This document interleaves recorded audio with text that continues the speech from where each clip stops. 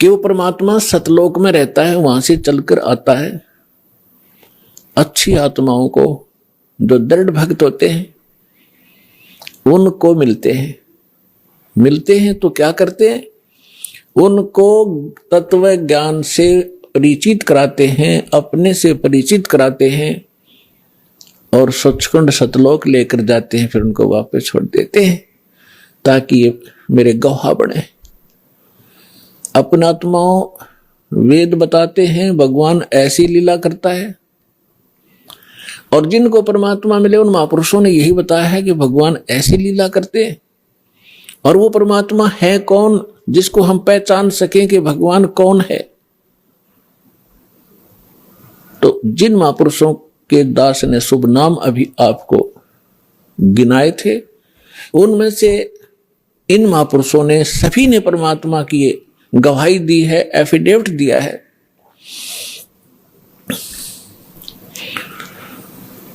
आदरणीय धर्मदास साहिब जी ने यही कहा है, और यही मलुकदास जी साहिब ने कहा है कि सतलोक से चलकर आए, अमर लोक से चलकर आए, गति करके आते हैं परमात्मा। काटन काल की जंजीर, काल ने हमारे को क्रम बंधनों से बांध रखा है, और क्रम के बंधन को समर्थ परमात्मा सत्य पुरुष ही काट सकता है, परम अक्षर ब्रह्म ही काट सकता है। कर्म के बंधन को, कर्म को, प्रारब्ध में किस्मत में लिखे हुए लेख को या संचित कर्म को न तो श्री ब्रह्मा, ना श्री विष्णु, ना श्री शिव, ना देवी दुर्गा, और ना ब्रह्म ना परब्रह्म, केवल परम अक्षर ब्रह्म ही काट सकता है। वो इसके अतिरिक्त और नहीं, उस कर्म की बेड़ी को नहीं काट सकते।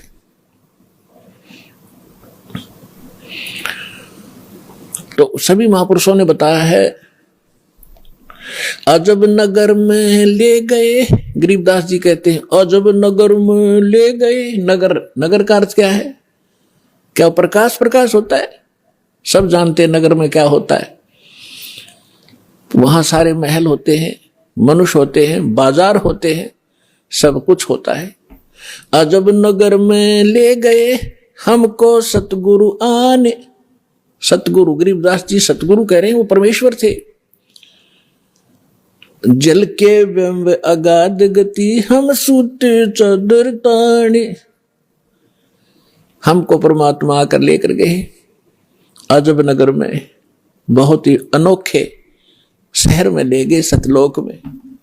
और वहां जाने के बाद हमें पता चला सारी कहानी का, हम कौन हैं, कहां फंसे हैं, और यहां वापस कैसे आ सकते हैं अपने लोक को। अब उस ज्ञान से परिचित होकर के गरीबदास जी कहते हैं, हम तो अब निश्चिंत हो गए, हमें सतगुरु मिल गए। सतगुरु मिल गए तो सत्संग के साथ साथ फिर सच्चा भक्ति विधि मिलेगी जिससे हम वहां जा सकते। तो गरीबदास जी कहते हैं, हम तो भी चादर तान के सोगे, कति बेफिक्र होगे, हमारा मोक्ष निश्चित है। तो पुण्यात्माओं, आज जो सतलोक आश्रम बरवाला माँ के इस दास से जो दीक्षित होते जा रहे हैं, वो चादर तान के सो जाना, आपका मोक्ष निश्चित है।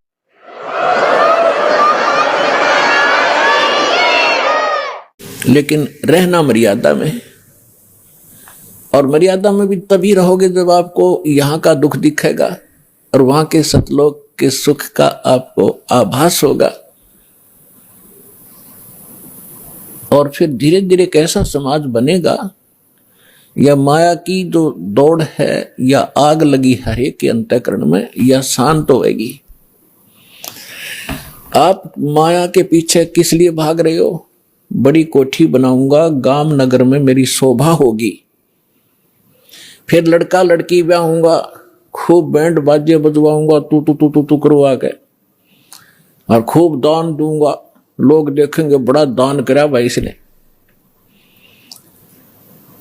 तो ये दोनों बीमारी आपका समझ में आ जाएंगी कि आज तू बेटी ब्याह रहा है या बेटे का ब्याह कर रहा है, और कल मृत्यु होगी, फिर कहां गए तेरे वो तू टक्कर मार कर रोएगा।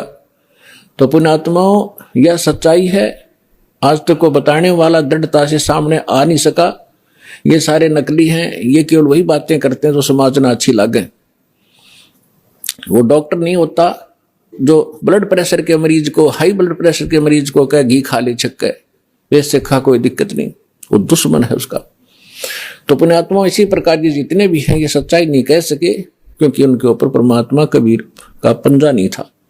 इस दास के ऊपर दया हुई है, संघर्ष बहुत करना पड़ रहा है, लेकिन परमात्मा का साथ जिसके साथ होता है वो हार नहीं होती उसकी, क्योंकि हमारा उद्देश्य कल्याण है। पर पूरे विश्व का कल्याण लेकर चल रहे हैं हम, पूरे मानव का कल्याण होगा, पूरे प्राणियों का कल्याण होगा।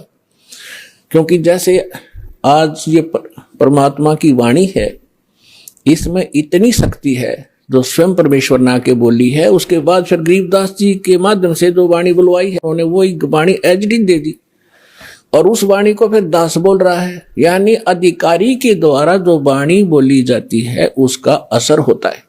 अगर आप ये वीडियो YouTube पर देख रहे हैं तो हमारे चैनल को सब्सक्राइब करें और बेल आइकन को दबाना ना भूलें। अगर आप Facebook पर ये वीडियो देख रहे हैं तो हमारे पेज को लाइक